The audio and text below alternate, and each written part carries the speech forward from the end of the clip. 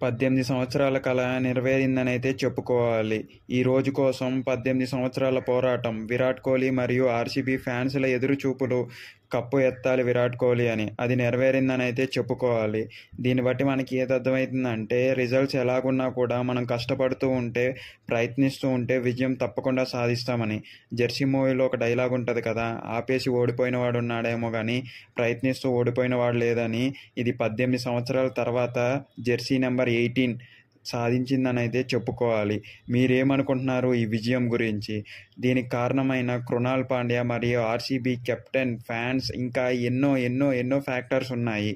దీన్ని మనం అంతా కన్సిడర్ చేసుకోవాలి. ఆ బౌలింగ్ యూనిట్ ఏంటి, ఆ బ్యాటింగ్ ఏంటి, ఆ ఫీల్డింగ్ ఏంటి, ఆ ప్లేస్మెంట్ ఏంటి, ప్రతి ఒక్కటి కన్సిడరేషన్లో తీసుకోవాలి. ఎందుకంటే అటు పంజాబ్ ఓడిపోయింది జస్ట్ 6 రన్స్ డిఫరెన్స్తో మాత్రమే.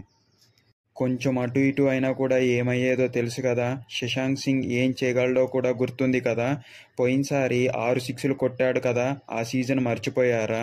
ఇఫ్ బౌలింగ్ యూనిట్ కరెక్ట్గా ఉంది కాబట్టే మనకి కప్పు గెలిచింది అంటాను. దీనికి మీరేమంటారు?